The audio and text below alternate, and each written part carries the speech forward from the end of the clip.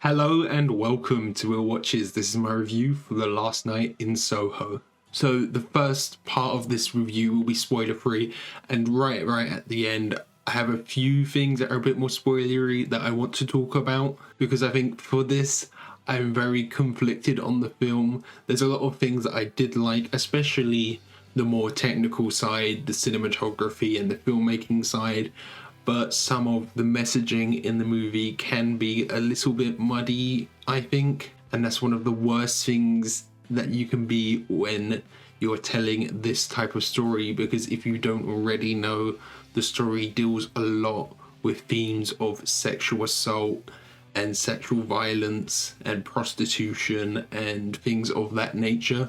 I think that's an aspect that might turn a lot of people off of this film if you didn't already know that the film dealt with those topics. And then the way that the film talks about those topics, I don't know if that is exactly the best way to do it.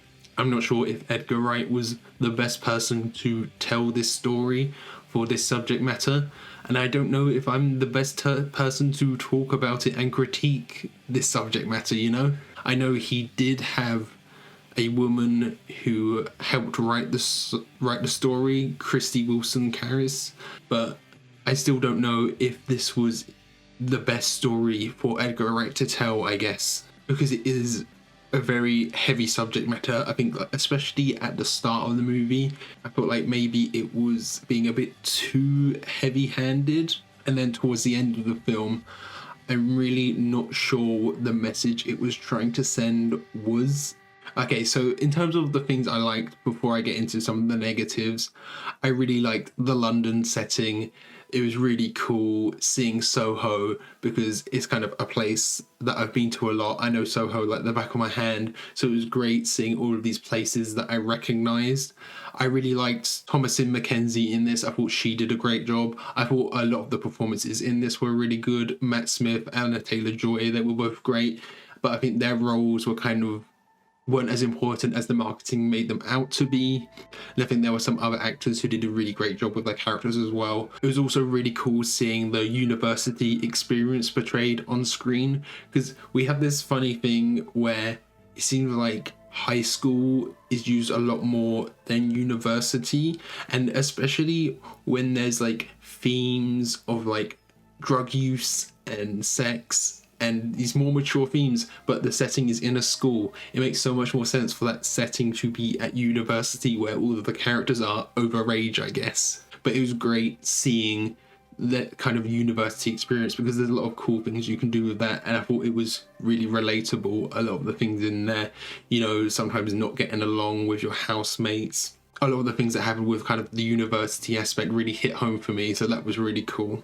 And if you didn't already know, this movie doesn't really have that kind of classic Edgar Wright style, the very quick cuts and very witty humour.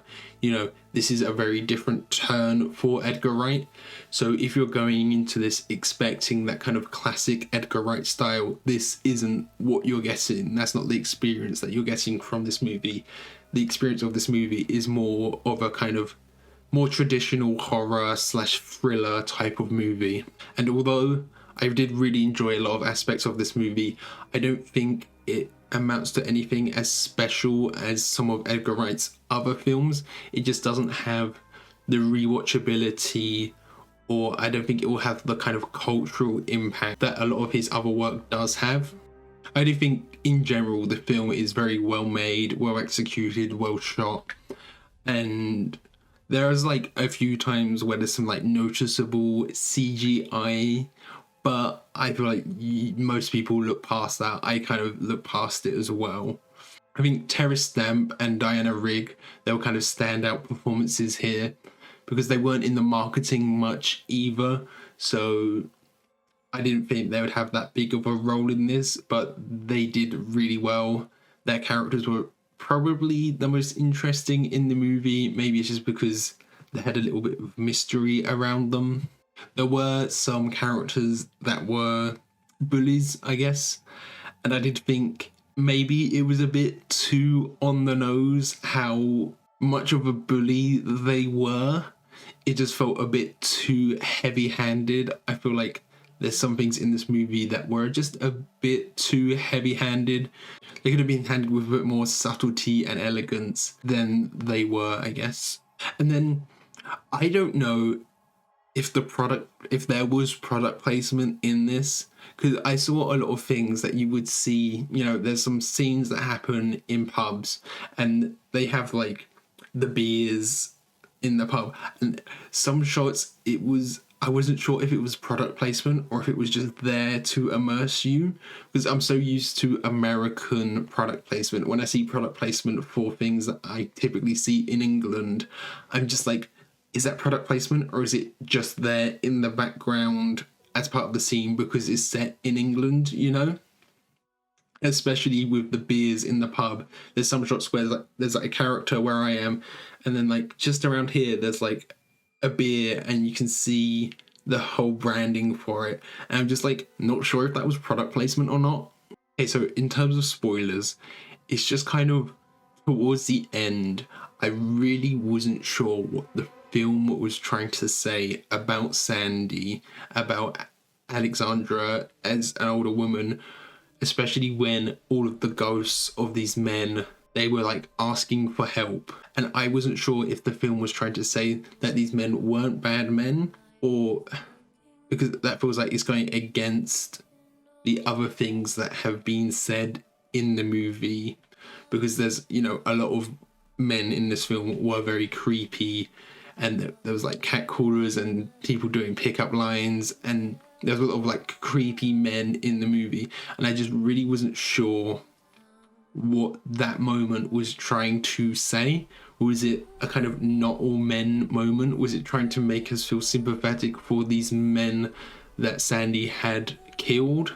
Obviously the sex that she was having with these guys wasn't really consensual. She was a prostitute and they had hired her as a prostitute, and it brings into this kind of moral stances. Is it ethical to hire a prostitute? Because for her it was non-consensual because she had kind of been roped into this lifestyle. But if it was a different prostitute who had willingly chosen to become a prostitute, would that have been better? Probably not. I don't know. It's very hard for me to talk about because I just don't feel like I have the right perspective to be able to talk about this type of thing, I guess. I'm not the right person to talk about this. But then kind of counter that, Ellie kind of forgave Sandy, and when she was sitting there letting the house burn, I'm just really not sure what that final message was. Was it forgiving her for killing all of these guys, saying that she did the right thing by killing them, or was it just giving Sandy some like last moment of peace or last moment of closure before she died? It just seemed very muddy in that messaging there right at the end. I'm just really not sure what stance the film was kind of trying to take. I also wasn't sure if I could trust John, especially towards the start, because I think towards the end you realize he did actually genuinely care about her. But at the start I was wondering if he was just kind of pretending to get in her pants, you know what I mean? Where he was, because of the theming of the movie, you know, it deals a lot about themes of sexual assault and stuff. I thought maybe he was just being nice to try and get with her, and obviously he liked her, but I wasn't sure if, you know, he was being almost too nice, and I wasn't sure if it was genuine or not. I think it was, you know, we realized that it is towards the end. I just wasn't sure of that at the beginning because he was being so nice. Like, it didn't feel like he knew her long enough to be so invested and so nice to her and listen to her about all of these things. It came across as almost insincere, I guess. I just wasn't sure about that with John. I hope you don't think my review was kind of overly negative. There was still a lot of things that I enjoyed with this. I just find usually it's the stuff that I didn't enjoy, I can talk a bit more about those. But I did enjoy a lot of aspects with this, and especially with the more technical filmmaking side of things. There's not much more I can say than, oh, I really enjoyed the camera work or the music and things like that. You know, I feel like it's with the story where there was like some mix-ups and some muddling of the themes that was the biggest problem in this movie for me, and I can talk about that more, so it takes up a more significant portion of the review, you know. So I did still find myself enjoying this film and very immersed in the story. Actually, I was very immersed the whole time. I don't know if everyone would be. When I was in the cinema, I noticed some people checking their phones throughout, so I don't know if it would grasp as many people in the same way that it did for me. I think that's all I have to talk about.